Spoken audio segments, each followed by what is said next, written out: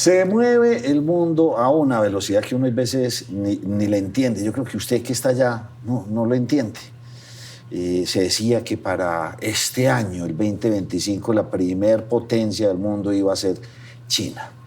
¿Y en qué estamos? En que eso no pasó.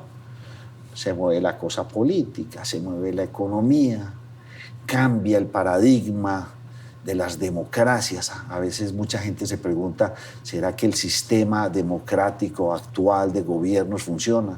¿Será que nos debemos inventar otra cosa? Y nadie tiene la respuesta final. Y hoy quiero tener una charla con Felipe Vélez, de esas interesantes. Lo voy a dejar que él me guíe a mí, porque él también con su podcast. Felipe, ¿cómo vas? ¿Qué más, hombre Nacho? ¿Cómo estás? Bien, ¿y vos? Muchas gracias, hombre, por aceptar esta invitación de juntarnos en tu podcast y en el nuestro. Vamos a hacer inclusive el primer episodio del año y me parecía muy interesante hablar con vos. Un tema más desde el análisis antes de comenzar el año, a ver qué va a pasar en este año tan complejo, donde han pasado tantas cosas en tan poquito tiempo. El populismo lo hemos visto toda la vida. Desde que soy pequeño yo escucho, vamos a hacer en mi gobierno, voy a hacer 200.000 casas de interés social. Ya nadie más va a quedar sin trabajo, ya nadie va a quedar... Y siempre. Pero ahora le han dado mucha ponderancia a esa palabra. ¿Por qué? Ha cambiado un poquito la figura del político tradicional. Y yo creo que desde la política tradicional, buena o mala, porque hay política tradicional buena, es que se ha venido utilizando esta denominación que es populista. O sea, tiene mucho que ver con alguien que simplemente esté emocionando a las masas y de pronto que no tenga contenido. Y ahí hay que también estar atento, porque esas narrativas de división, yo creo que nos confunden un poquito al llamarlo populismo. Es simplemente estar acudiendo al odio al otro, a unirnos todos en contra de.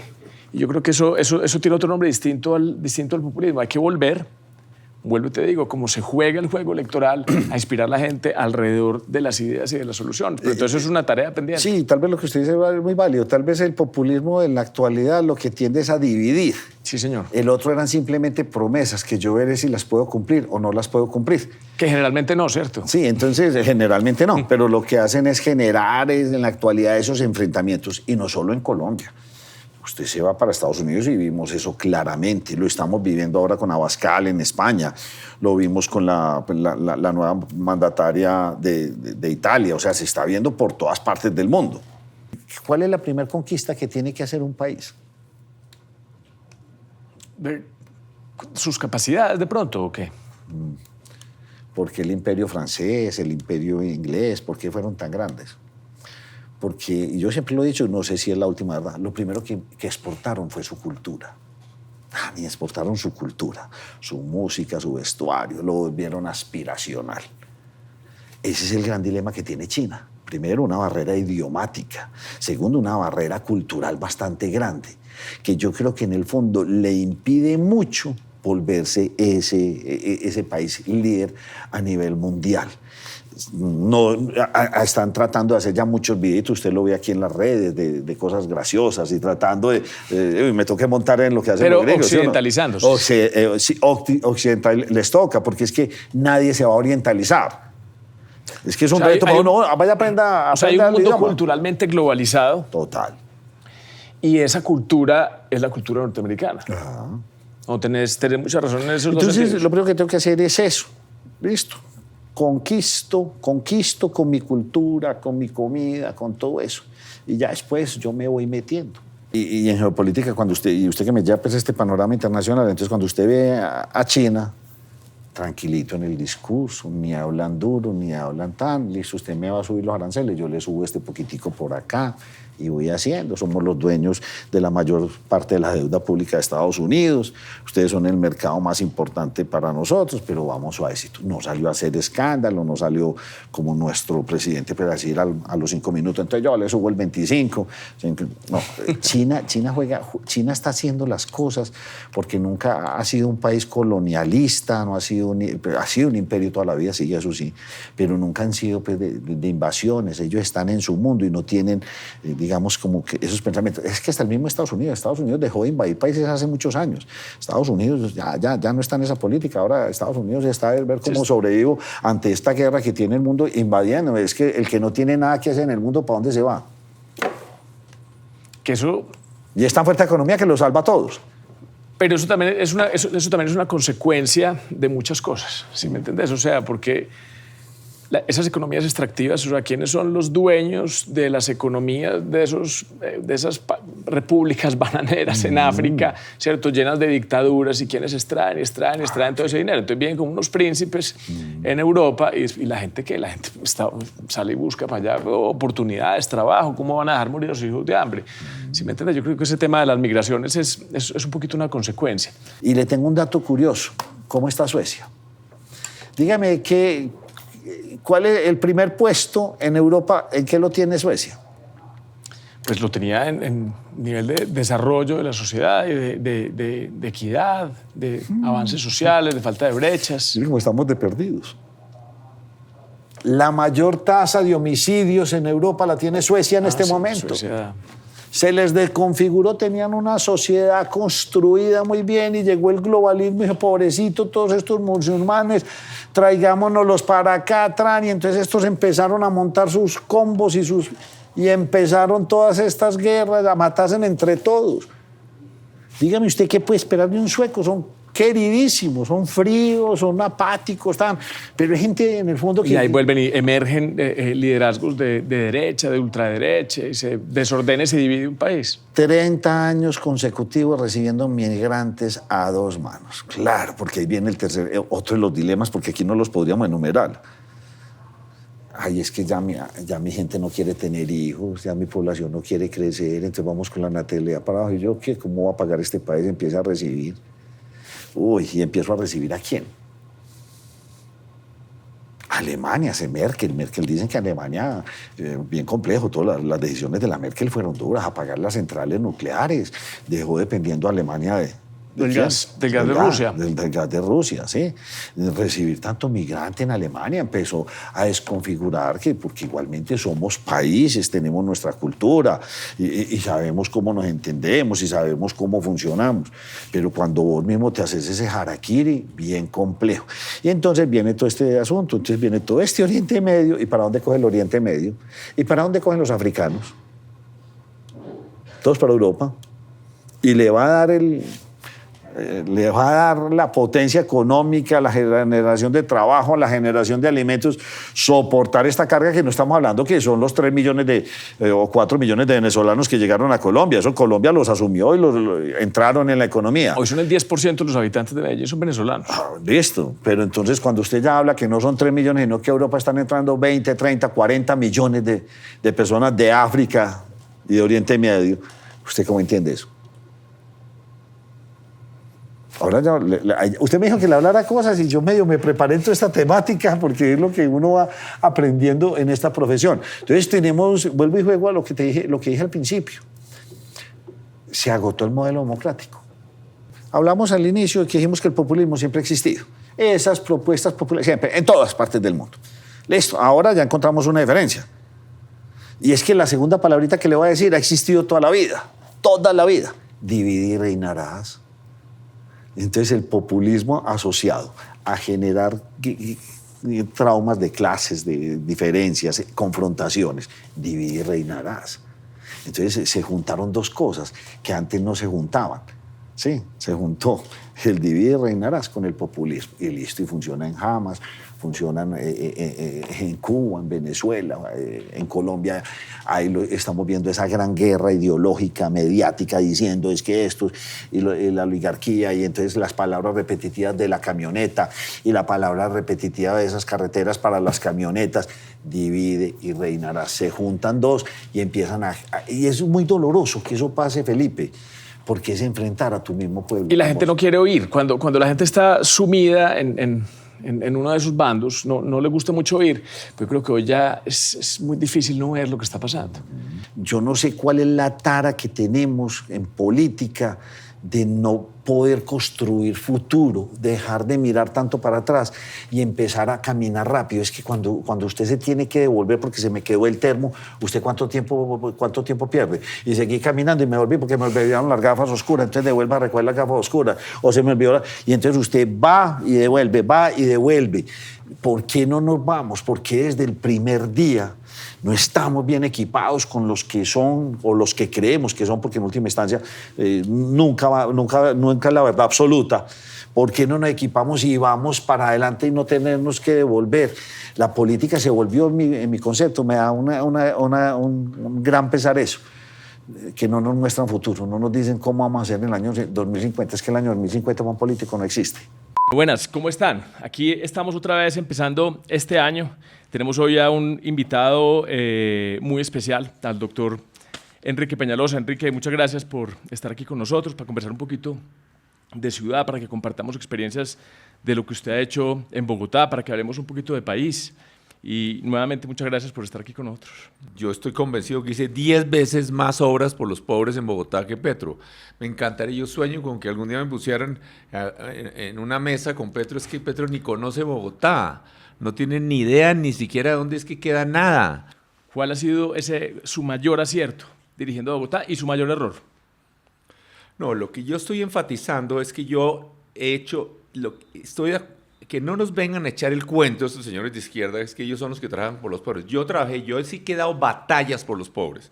Yo sí he construido igual. Para comenzar con uno de mis aciertos, por ejemplo, las ciclorrutas. Yo comencé a hacer ciclorrutas, hasta la palabra ciclorruta me la inventé yo para diferenciar a la ciclovía del domingo.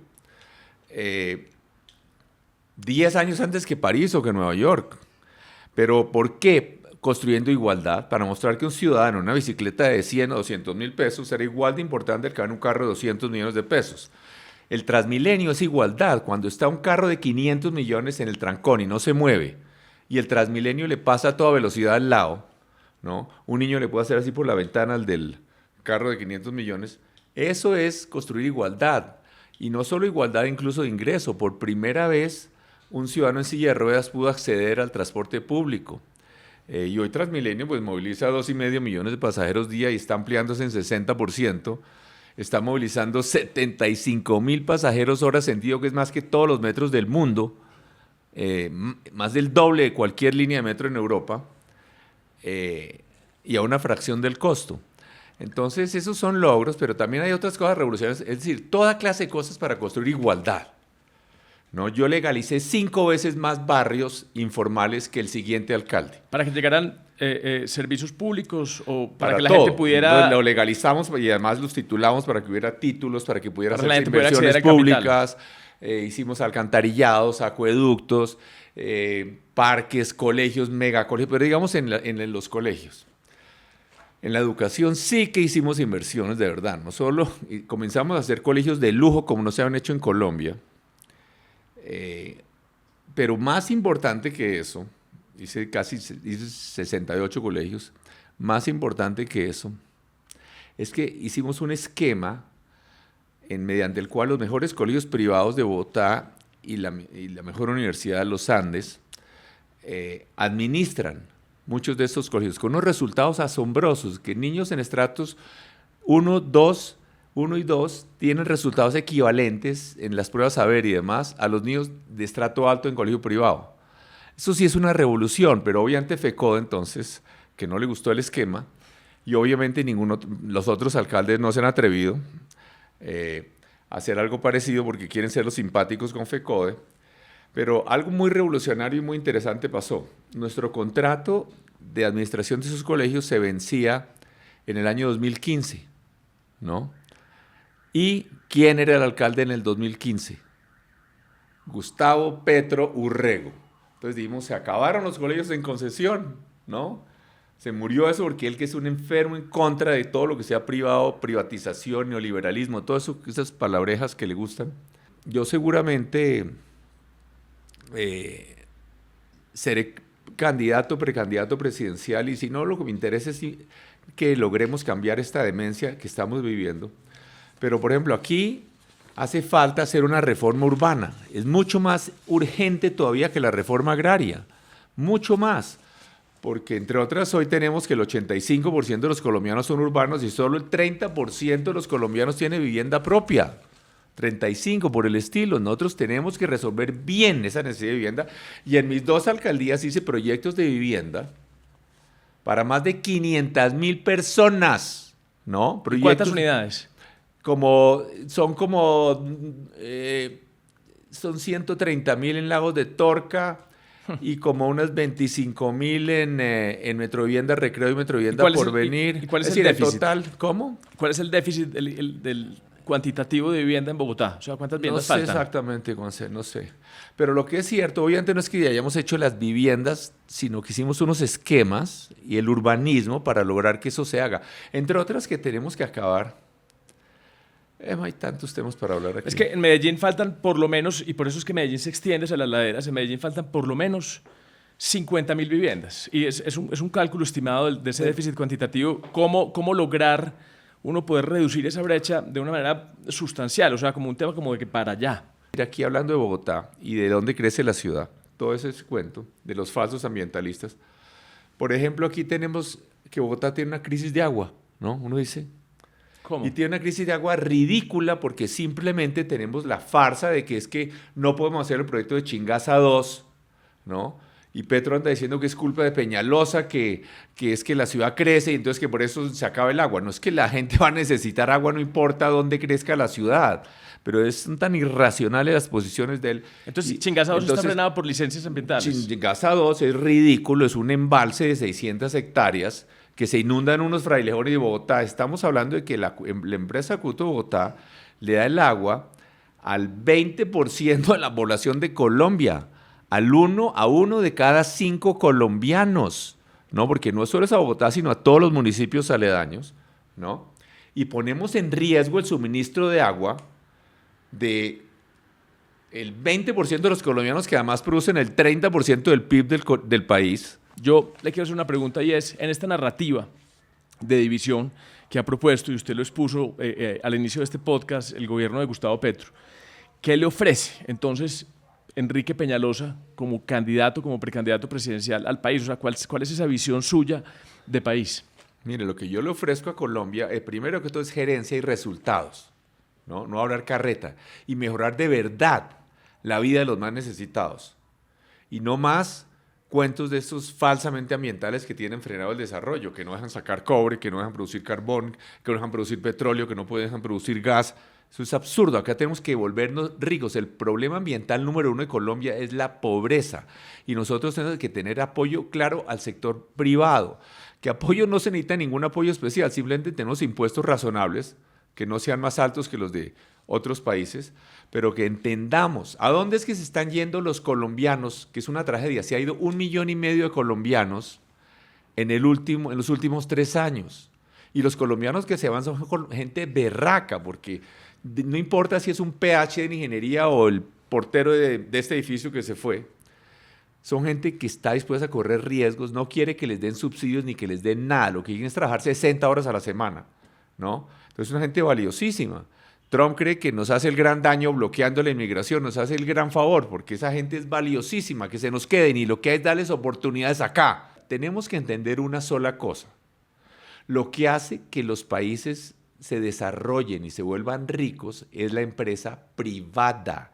Y eso ya se demostró. Se tuvo Alemania comunista, más algo muy interesante, unos ejercicios después de la Segunda Guerra que fueron muy interesantes, porque gente de la misma cultura, con el mismo nivel de desarrollo, tuvieron la mitad del país el sistema comunista está estatizado, eso que le gusta a Petro, le molesta toda la inversión privada. Y en la otra mitad, el sistema capitalista de economía de mercado. Y la economía comunista quedó atrasada, fracasada y demás, y se fusionó a la Alemania para volverse toda economía de mercado. China, igual. China era un país pobre, atrasado, ¿no? Y las partes de China que se quedaron con economía capitalista, como Taiwán o Hong Kong, se disparó el desarrollo. La misma cultura, la misma gente. Con Peñalosa en la presidencia no tendrían los colombianos un genio como Petro, no. Tendrían un ciudadano común y corriente que trabaja duro y que busca muchos mejores que él. ¿Y cómo se va a lanzar Enrique Peñalosa? ¿Se va a lanzar por firmas? firmas? Lo que tenemos que hacer, no, las firmas es imposible, hay que hacer algún tipo de consulta. Aquí tenemos que hacer una consulta muy amplia, digamos, de todos los que creemos que esto es una cosa loca, que este Petro está acabando con el país y que creemos en la economía de mercado, con gente seria, honesta, que puede ser David Luna, José Manuel Restrepo, Aníbal Gaviria, Germán Vargas, que esté el que sea, que esté Vicky Dávila, que esté todo el mundo, es decir, aquí que esté Daniel Oviedo, que esté Fajardo. Si quiere estar Fajardo, bienvenidísimo, maravilloso que estuviera. Más aún, estos que están bien adelante de las encuestas son los que más deberían querer estar en esto, pero tenemos que unirnos. A mí no me importa si es con una encuesta, es más difícil que la gente se ponga de acuerdo en una encuesta o con una consulta en marzo, pero que yo creo que todos tenemos que salir y mucha gente se asusta de que tantos candidatos. No, lo importante es que haya muchos, pero con una actitud constructiva, los que compartimos unos principios, estos principios de la seguridad, de la democracia, de la economía de mercado. Vamos a seguir con esta serie de invitados. En este momento, desde el análisis también, hemos estado hablando con periodistas y ahora tenemos a Diego Santos. Diego, muchas gracias por estar aquí con nosotros. Diego es un opinador con mucha influencia. Has estado también en medios de comunicación, ¿cierto? Pero tenés mucha fuerza en redes sociales y ahí se mueve mucha opinión, ¿cierto? Así es. Han pasado tantas cosas en este país. ¿Vos cómo ves hoy a Colombia? O sea, ¿qué retos enfrenta hoy este país? A ver, yo no puedo alejar a Colombia de lo que está pasando en el mundo. Y creo que Colombia es un reflejo de lo que está sucediendo en otras latitudes. Y nos encontramos con una sociedad polarizada, nos encontramos con una sociedad donde hay un gobierno de demagogia y populista, un gobierno que supo leer lo que estaba adoleciendo la gente, lo que le estaba haciendo falta, lo que estaba necesitando, los cautivó con un discurso y hoy estamos en un lío que es el mismo lío que están los gringos con Donald Trump, si bien son de ideologías distintas, pero leyendo un libro que lo traje por aquí de Anne Applebaum, que es una periodista norteamericana judía que analizó mucho la época como del comunismo y las autocracias, la lectura que ella hace de la actualidad es muy parecida a lo que se estaba viviendo en la década de los 20 en Europa.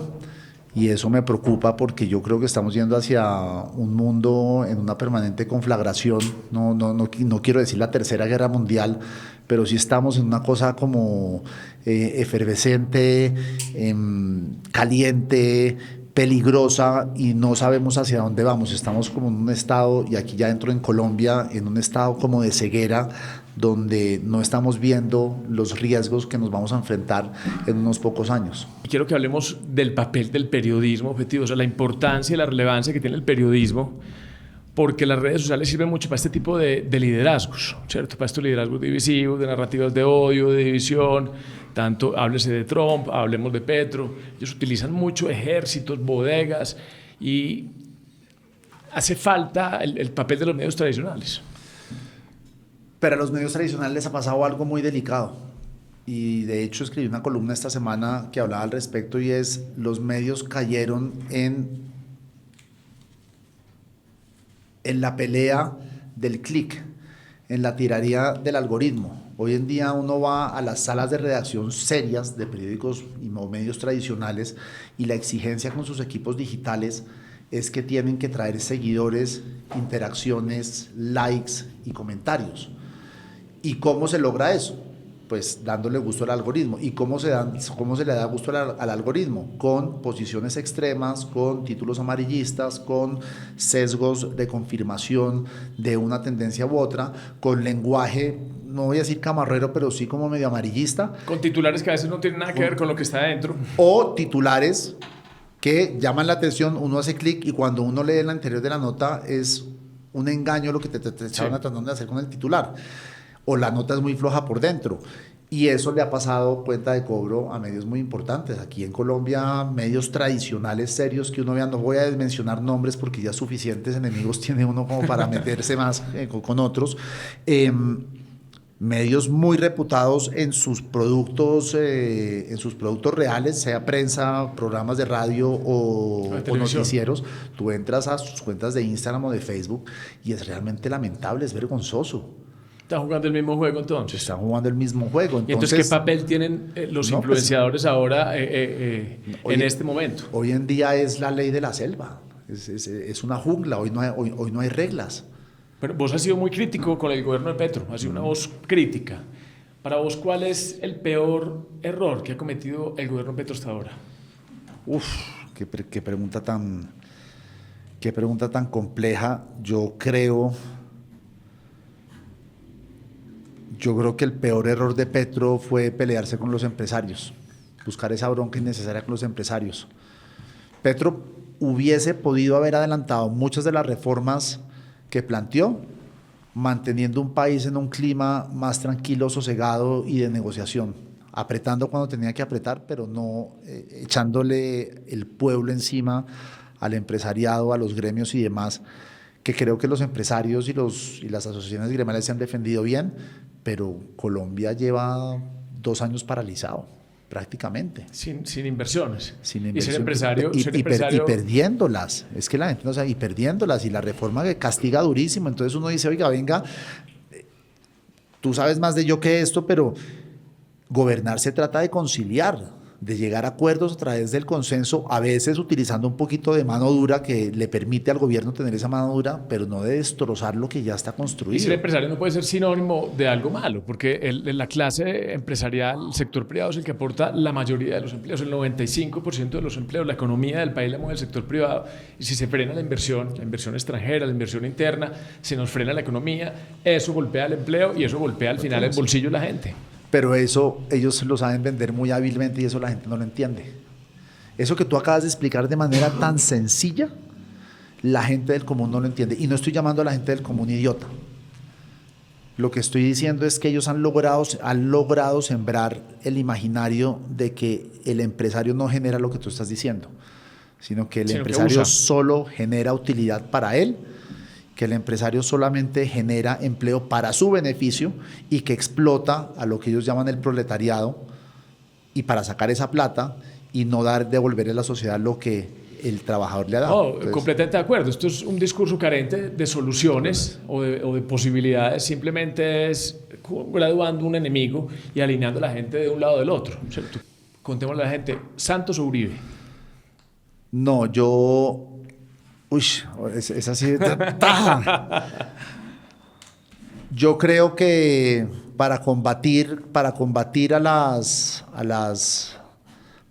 el terrorismo y garantizar la seguridad de Colombia, el presidente Uribe, para llegar a consensos y armar un país para que progrese, el presidente Santos. Pero si tuviese que escoger a uno de los dos,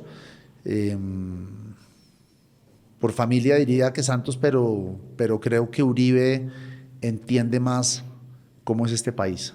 Hoy visto en perspectiva, creo que Uribe tiene una mejor lectura de cómo funciona Colombia. Está muy auténtica y muy profunda tu respuesta. Y el tema de la corrupción. Ha habido corrupción inclusive toda la reforma que hizo el presidente Uribe del sistema de regalías, que era algo donde había descentralización, se hizo porque había muy malos manejos en los territorios. Pero el gobierno central tiene corrupción y no puede resolver las necesidades de las regiones. Entonces yo creo que lo mismo que nos pasó cuando nos independizamos. Es un proceso evolutivo donde le tenemos que devolver la autonomía a las regiones como si fueran adultos mayores, y ellos tendrán, si hay un gobernador que se robó el dinero, pues no se vuelve a votar por él. O sea, la gente va a empezar a votar mejor, siento yo, porque van a entender lo importante que es el voto. Hoy en un departamento, y te voy a poner un ejemplo que espero que no sea peyorativo, El Chocó. Putumayo, Sí. ¿cierto? No se generan los suficientes ingresos y siempre esperan ayuda de Bogotá. Y los recursos se pierden, nunca solucionan nada. Entonces yo creo que devolverle las capacidades a los territorios para que ellos mismos solucionen sus problemas. Puede que tenga problemas en el corto plazo, pero la gente se va a dar cuenta muy rápidamente que hay que premiar a los buenos gobernantes. Y eso es lo que me parece a mí importantísimo de ese referendo. Y yo creo que para Colombia, en su fase de progreso y avance hacia una nación más próspera, con menos desigualdad, más riqueza para todos, una mejor redistribución de la riqueza, es precisamente una iniciativa como la del Tenemos que confiar en que los gobernadores electos son tipos capaces, imagínate, o lo vamos a llevar a un gobierno central donde el ministro de Educación no sustenta su tesis de maestría, ¿cierto? Bueno, ¿qué consejo le darías ya por último, pues entonces, a la oposición para terminar este último año y medio que queda de gobierno? Ayer estaba viendo un video del New York Times, un video editorial que estaba hablando de lo que estaban haciendo los demócratas ahorita. Y es un video, una sátira brutal, diciendo que los demócratas la están embarrando. Que los demócratas están diciendo no vamos a hacer nada estos 4 años esperando a que este señor se pegue un tramacazo con todo lo que está haciendo porque se lo va a pegar, dice el video, mientras nosotros vamos a decir yo se los dije, yo se los dije, yo se los dije, yo se los dije, y dentro de 4 años vamos a tener a J.D. Vance o al que determine Trump que sea el próximo presidente de los Estados Unidos y la democracia se acaba cuando uno menos se dé cuenta. Entonces, la única recomendación que yo sé que no van a tomar la oposición porque los egos son muy fuertes es que dejen de joder a Petro y que dejen de estar atacándolo todo el día y que se centren en buscar una narrativa que le apunte a la gente que está en el centro. ¿Qué quisimos hacer nosotros, Luz María, al principio de este año? O sea, nosotros queremos participar como una especie de conexión entre Medellín y Antioquia y todo esto que va a pasar este año, que es un año electoral, donde la discusión pasa mucho por Colombia, pero también el efecto que eso tiene en nuestra región y en nuestra ciudad. Pero quisimos empezar el año haciendo un enfoque un poquito como desde el análisis. Entonces, hemos hablado con un par de periodistas, entre ellos tú, influenciadores de redes sociales muy serios, ¿cierto? Que, como Diego Santos, que lo tuve ayer, y queremos hacer como un análisis porque esa es la conversación que tiene la gente en la calle. Entonces, no les vamos a decir, no, la conversación es así, es otra perspectiva, otro punto de vista que yo creo que ayuda a alimentar esas conversaciones que son las conversaciones que la gente tiene hoy. Claro, entonces, primero magnífico. que todo, agradecerte que estés aquí con nosotros. Felicitaciones por tu podcast. Me parece muy importante tener esas conversaciones de cultura política. Y que la política no tiene por qué ser per se mala, ¿cierto? Sí. Y no es solamente de los políticos, sino de todo el mundo.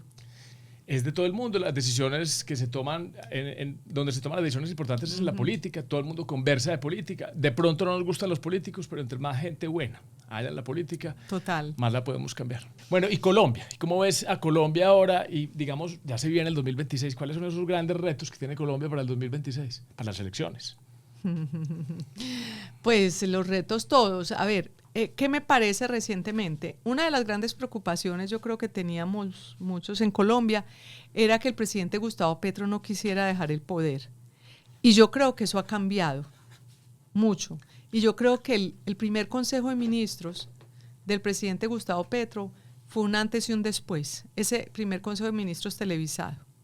Porque en ese primer Consejo de Ministros televisado se le insubordinaron sus más leales, además de la vicepresidenta que pues no ha sido pues nunca muy cercana a él, pero bueno, se le insubordinó también.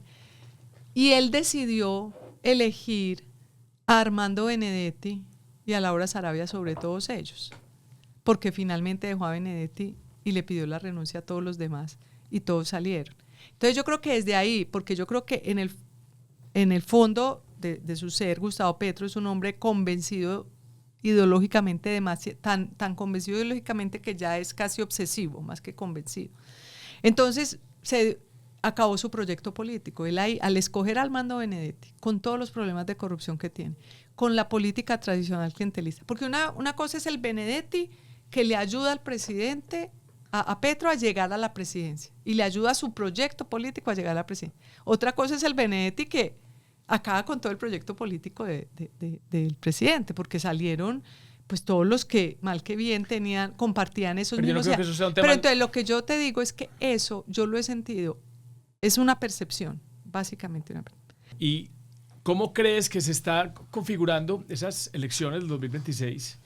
Yo estuve en un foro esta semana y oí algo interesante, sobre todo porque había algunos de esos precandidatos presidenciales y la Paca Zuleta dijo, yo creo que desde el lado de la izquierda está el liderazgo político del presidente y al otro lado no hay liderazgo político y no deja de ser una realidad, ¿cierto? Entonces yo te quería hacer esa pregunta, ¿cómo ves esa configuración de candidatos para las elecciones de 2026? Sí, primero es que falta todavía más de un año para las elecciones de 2026, son en mayo, falta prácticamente un año y 2 meses, y yo creo que la campaña empieza en forma después. Entonces, que hubiera un liderazgo en este momento muy sobresaliente, eso no significa que vaya a llegar al final como muy sobresaliente, porque y por el contrario veo muchos liderazgos. Lo que pasa es que son muchos, ahí es donde está, no se han decantado. Pero por eso la campaña puede ser más larga, porque yo creo que vienen decantado. Muchos escenarios, inclusive institucionales, de segunda vuelta, primera vuelta, Sí. consultas, conversaciones, varias, sí. alianzas. Entonces yo creo que Va a ser por es una eso, campaña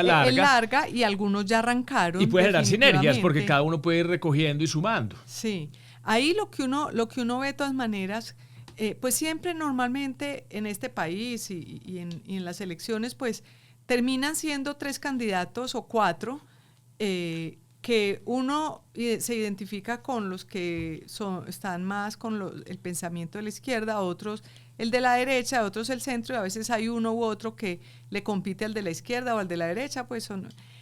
Y luego se reparten esos votos. ¿Qué ha pasado últimamente en las últimas elecciones? Que la polarización ha hecho que el centro se pierda, lo cual pues puede ser como una tragedia. Y yo siento, y hay un mensaje para el centro, y lo quiero decir aquí en esta conversación contigo, es que yo creo que el centro tiene que dejar de buscar al centro. Es que el centro no le tiene que tener miedo a tomar una posición que, digamos, la gente lo pueda ver de derecha, o que la gente la pueda ver de izquierda, pero hay que tomar posiciones, porque esa ausencia de posiciones, como ese cálculo de estar siempre muy equilibrado, yo creo que es lo que hace que le quita un poquito de poder. Yo creo que hay que tomar posiciones, sobre todo en temas trascendentales del país. Lo que yo creo para el centro, para la izquierda o para la derecha, es que todo está en la campaña. Quienes mejores estrategas tengan, o el que el estratega que la invoque, o el candidato, a veces es el candidato el propio estratega, es decir, en la campaña de Gustavo Petro, yo creo que Petro tuvo mucho que ver con su triunfo, a pesar de que, si no es porque le ayudan todo el equipo de Roy, todo el equipo de Benedetti, pues no lo lograba, le iba a ir bien, pero no lo lograba. También en su momento Álvaro Uribe fue muy estratega de su propia campaña. Iván Duque en los debates se construyó. Se construyó no, como un candidato viable, claro, porque era Vargas Lleras pero, el presidente antes de claro, arrancar. no, pero Iván Duque era el señalado por Uribe. Es decir, Iván Duque no hubiera llegado nunca al debate, nunca hubiera cogido nada de impulso si no estuviera señalado por Uribe. Eso, pues hoy no sabemos si el señalado por Uribe o el señalado por Petro puedan tener posibilidades. O al contrario, les perjudique. Pero en un mundo como tan lleno de información, unas figuras por lo menos recoge cada uno de ellos un 30%, pues, o un 25%, pues no sé, algo recogen para un candidato en particular. Pero volviendo, que creo que si el centro hace una buena campaña, si encuentran cuál es el dolor de la gente, si diagnostican bien al electorado, es que aquí la gente, pues yo creo que todavía nos falta mucho de aprender la ciencia de las elecciones. Yo inclusive sostengo con el tema de la corrupción que puede que haya corrupción, pero hoy hay corrupción en el Estado Central. O sea, lo que se puede perder está pasando hoy, pero ¿sabe qué se puede ganar? Cuando haya una buena gestión, la gente va a entender la responsabilidad del voto. Eso le devuelve un tema vital al electorado en las regiones, porque el electorado, por ejemplo, un tema en el Putumayo, que Es que- siempre están rogando recursos en Bogotá, ¿qué importa si votan por el uno o por el otro? Entonces, el poder del voto del ciudadano va a tomar un valor muy Es importante. que la centralización no garantiza la no corrupción, porque el día en que un presidente necesita el apoyo de una región, necesita el apoyo de Bolívar o los votos de la Casa García para hacerse elegir, pues apoya a la Casa García. A ver si se tramita un proyectico. Y se los da y ellos se enriquecen a costa del Estado. Bueno, ¿y cómo ves Antioquia en este primer año de gobierno del gobernador Andrés Julián Rendón? Lo que pasa es que Antioquia, veo unas dificultades de presupuestales importantes. A ver, yo creo que Antioquia siempre, pues el cariño a veces impide ver con raciocinio lo que pueda estar pasando, pero las apuestas que hace el gobernador Rendón, como el tema del hambre, el tema de apoyar lo de las vías, de la seguridad, cuando él expone lo que está pasando, a mí me parece que la situación es bastante dramática, que tenemos hoy, él como fue secretario de seguridad Secretario de Gobierno, de Luis Alfredo Ramos. De Luis Alfredo Ramos, él dice, cuando yo era secretario de Gobierno, Antioquia tenía más policías que hoy, y ha pasado mucho tiempo, debería tener más policías porque hay más gente. Entonces, tenemos menos recursos, los policías hoy no tienen cómo transportarse en una motocicleta. Y digo estos dos ejemplos solo a manera de ejemplo, porque por otro lado, uno va a Turbo, ahora va, y que todavía, pues que hay que construir el acueducto y el alcantarillado, y eso es fundamental. Pero por otro lado, pues hay muchas cosas. Esa es la parte como que es muy importante el referendo por eso. Es muy importante que Antioquia tenga más recursos para hacer más obra pública. Antioquia y los todos los departamentos del país. Antioqueños, en general, no todos, pero la mayoría de los gobernantes antioqueños han demostrado que utilizan bien esos recursos para el progreso de la gente. Y de Medellín, rápido, en una palabrita. ¿Cómo va Medellín? ¿Recuperamos el rumbo? Yo creo que Medellín, primero, otra vez al tema de la confianza y la fe. Es decir, yo creo que es muy importante lo simbólico. Entonces, cuando toda esta cantidad de gente salió a votar por Federico Gutiérrez, era un grito. Es decir, eso fue un grito desesperado. Entonces llega una persona que la gente quiere porque no quería nada que ver con la otra persona que se fue. Fue una elección casi unánime. Eso fue realmente apoteósico, pues uno veía mucha gente. La decisión histórica. Entonces de la sociedad las sociedades son también las emociones. Entonces yo creo que desde el punto de vista emocional, la sociedad paisa Medellín recuperó esa confianza en su gobernante. Buenas, aquí estamos en otro episodio de la tertulia política con Felipe Vélez. Y política no solamente hablar de proyectos electorales, política es también hablar de políticas públicas. Por eso estamos hoy con Diego Gómez, que vamos a hablar de EPM. Muy importante ese tema de historia. Entonces, en el 55 se consolidaron esas empresas. EPM después, con la ley 142 en los años 90, dio un salto, se pudo transformar en empresa, entró en otras actividades, se expandió por fuera de Antioquia, creció y multiplicó su tamaño. Cuando empezó entonces ese plan estratégico, empezaron las transferencias de utilidades de EPM al municipio de Medellín. ¿Eso más o menos en qué año empezó? EPM era una empresa más bien modesta en tamaño y también modesta en lo que podía contribuir al presupuesto de la ciudad durante sus primeros 40 años, digamos. Al cambiar el marco legal con la Ley 142 de Servicios Públicos y la Ley 143 de Sector Eléctrico, EPM pudo empezar a desplegar ese enorme potencial que tenía. Y ese enorme potencial se vio traducido en un negocio muy concreto, energía eléctrica. Entonces, a partir de 2000, EPM empezó a crecer enormemente en energía eléctrica. El país empezó a crecer también muchísimo en su capacidad, en su demanda. Ahí es importante hacer una pequeña anotación histórica. Después del apagón del 92, ¿cierto? Después de todas, del apagón. para que vea que después de la tormenta siempre viene la calma, ¿cierto? Después de esa gran oscuridad vino el resurgir pues, Sí, del negocio eléctrico en Colombia. sí, lo que pasa es que el apagón fue la crisis del viejo modelo. Y ese viejo modelo había llevado a que un porcentaje muy importante, más del 50% de la deuda pública del país, era por generación eléctrica, por las deudas de la generación eléctrica. No hemos avanzado con la rapidez requerida, por ejemplo, en movilidad. Entonces, cuando vos ves los indicadores de movilidad, si pasamos de tener 15, 20 minutos de eh, tiempo de duración de un trayecto a estar en más de 30, 40 minutos en este momento, porque no hemos construido la infraestructura de movilidad que requeríamos. Entonces uno dice, esos recursos que tenemos de PM, nos los vamos a seguir gastando en asistencialismo y en pequeñas obras y en proyectos del alcalde que le gustan al alcalde, o vamos a tener una agenda estratégica de ciudad para construir competitividad. Yo creo que es la reflexión que tenemos que hacer. Yo inclusive, cuando yo terminé ese paso mío por el tranvía del 80, que es, ahora lo llaman el metro del 80, yo decía, hoy, qué tan importante sería que esto fuera una decisión de ciudad estratégica y a largo plazo. Y me fui a mirar los antecedentes. Medellín tuvo un plan estratégico en el 2006. Lo importante que sería tener un plan estratégico que trascendiera gobiernos. Casi que en la Constitución no se debería exigir el plan de desarrollo. El plan de desarrollo, yo creo que el plan de gobierno que la gente votó por el alcalde que votó debería ser suficiente. Yo creo que ese plan estratégico debería ser un marco importantísimo, casi de obligatorio cumplimiento para cada uno de los alcaldes, porque cada uno tiene que hacer un poquitico. Y no significa de que alcanza a inaugurar, de que es más conveniente o más barato o más difícil o más fácil, ¿cierto? Sino que entre todos entendamos que hay que sacar estos proyectos adelante y vamos haciendo cada uno nuestra parte. Sí. EPM debería estar pasando de la generación que tiene hoy en día, que es más o menos un 30% de la generación que tiene el país. EPM está más o menos por los 24.000, 24.000 megavatios de capacidad.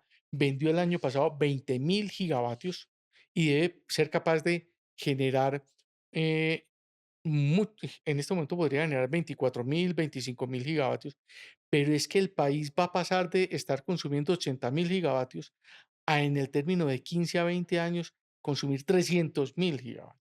O sea, EPM va a ser la empresa más grande de este país. EPM necesariamente va a ser la empresa más grande de este país porque la transición energética es una transición a la energía eléctrica. O sea, vea, yo creo, Diego, que esto en términos empresariales es claro que tiene que haber una política estratégica y de largo plazo, Sí, ¿cierto? Y que es muy importante, como tú lo decías, hay que tener una junta directiva, hay que tener un gobierno corporativo, hay que tener gerentes formados en capacidades y que puedan ejecutar su labor o por menos, si no está funcionando, o por más años de los que comprende un periodo de gobierno. Y para eso es muy importante desatar o desconectar a EPM de la política. Y yo he pensado siempre mucho en eso. Yo me acuerdo que yo escribía una columna en El Colombiano y yo hablaba de la democratización de EPM, me tiraban de todas partes. Yo he insistido mucho con el tema, sobre todo en ese momento que estábamos con la amenaza del gobierno de Quintero, con el gobierno anterior. Y yo creo que hay que protegerse mientras estamos en un gobierno en el que confiemos, ¿cierto? sí. Porque, digamos, es el momento para blindarnos para que nunca lleguen esos momentos. Entonces, la idea, Diego, es la que me hizo invitarte aquí a este podcast. Es una idea que yo quisiera poner encima de la mesa. Es una idea que me parece muy bien concebida y yo quisiera, mientras no exista evidencia en contrario, me gustaría proponer una discusión alrededor de tu idea, Diego. Si adelante, si nos la puedes contar. Sí, mira, primer elemento, EPM sí debe ser de la ciudadanía y debe haber un marco en el que sea la ciudadanía la que se sienta representada y atendida en EPM. Y eso no lo estamos logrando dejando que EPM esté al capricho de cada gobernante. En este momento, EPM es cada 4 años de un nuevo dueño, que es el alcalde de turno. Y eso es un riesgo demasiado grande por una compañía tan clara. Que ya nos contaste, porque fuimos paso a paso, que el tamaño es muy considerable, pero que puede ser Y muchísimo que mayor, debería ¿cierto? ser, y que O debería sea ser mucho cómo mayor. tenemos que cuidar esta gran fuente de recursos e ingresos para nuestro desarrollo, para el desarrollo de nuestros hijos y para el desarrollo de nuestros Sí. nietos. Entonces, primer elemento, asegurar que EPM sea de la ciudadanía y que tenga una gestión desde la ciudadanía que se evidencie en una gestión de largo plazo, no coyuntural y no al arbitrio de riesgos como el que tuvimos en el gobierno pasado. Segundo punto que es muy crítico y que creo que no estamos siendo suficientemente conscientes. EPM es la base de la competitividad de Medellín y es la base de la calidad de vida de Medellín y Antioquia. EPM es la que nos suministra la energía, el agua, nos atiende los residuos sólidos, nos atiende el alcantarillado, hace el plan maestro de aguas de largo plazo. eh, es la base en que no somos conscientes de que hayamos sido lo que logramos construir en estos 100 años y debe ser la base de lo que construyamos los siguientes 100 Y por años. eso es importante también ser generoso con esas capacidades, lo que decía ahorita de Y, la costa atlántica. y entonces EPM no la podemos dejar simplemente con planes y visiones que cambian cada 4 años, sino que debe ser una EPM con un potencial de transformar y de contribuir a la transformación de esta sociedad en el largo plazo, con visiones de largo plazo, con gestiones de largo plazo y con un gobierno corporativo de EPM de largo plazo. Un tercer elemento que creo que es el que también debe acompañar esta solución. El ejemplo de ISA es muy ilustrativo del potencial que tienen las empresas antioqueñas de exportar calidad de gestión, de exportar capacidad y talento humano. EPM tiene unas oportunidades de ser un actor global muy importante.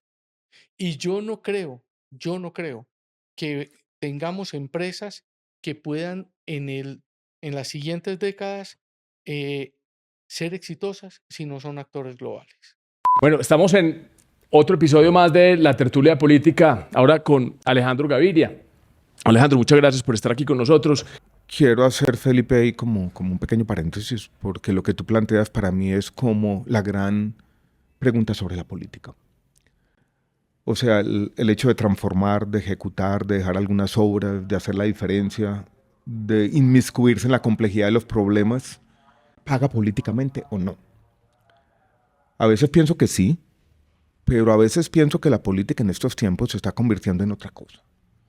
En una competencia de relatos sobresimplificados, donde quienes hacen a veces terminan siendo castigados políticamente. Porque hacer es difícil y hacer enfrenta dificultades.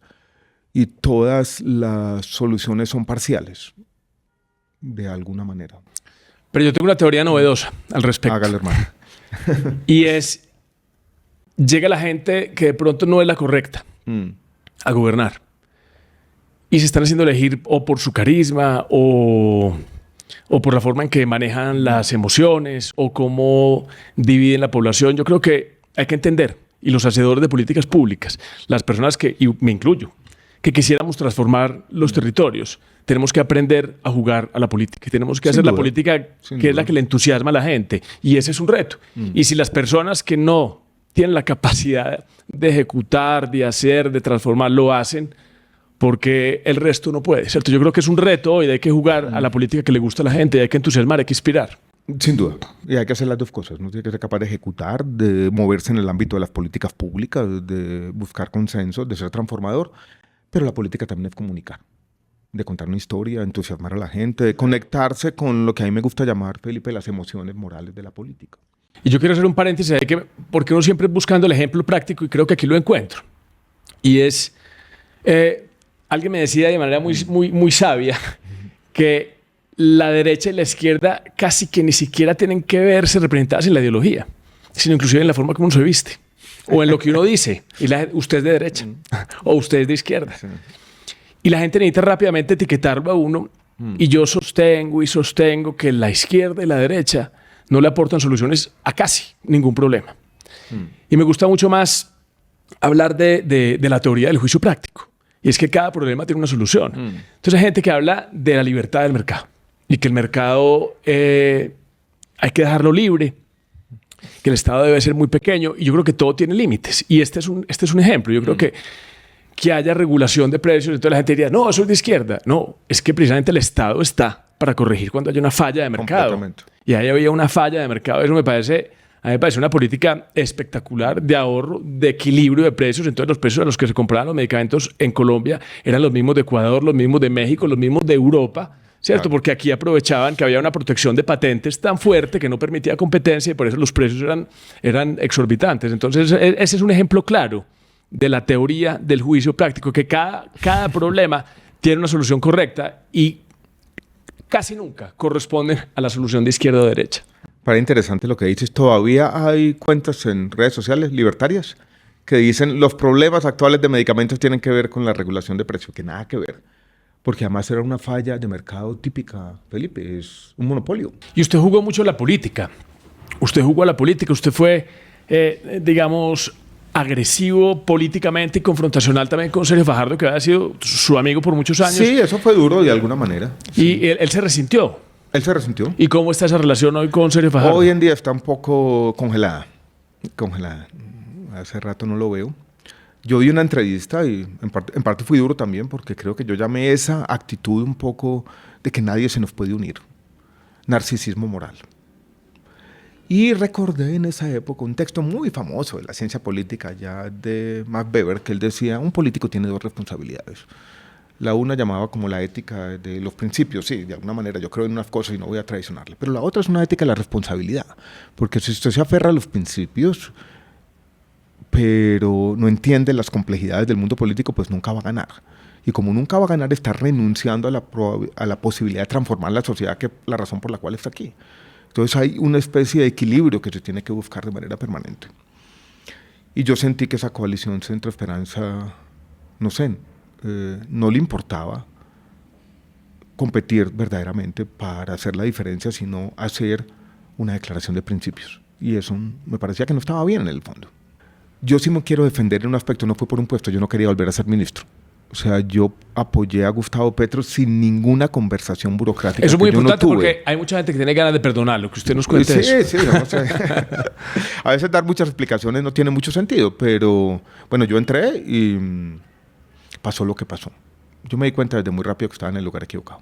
Y dije, Alejandro va a aspirar a la presidencia y va a aspirar representando al Partido Liberal, y eso va a ser una mezcla de los partidos políticos, del centro, de la opinión.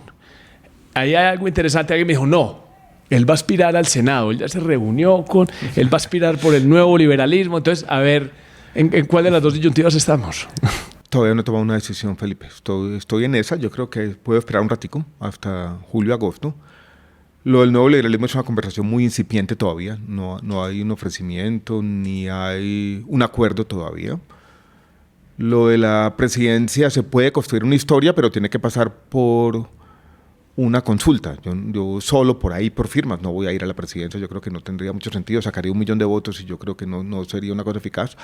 Pero también si se consolida alguna consulta interesante, puede ser otra posibilidad que se abra.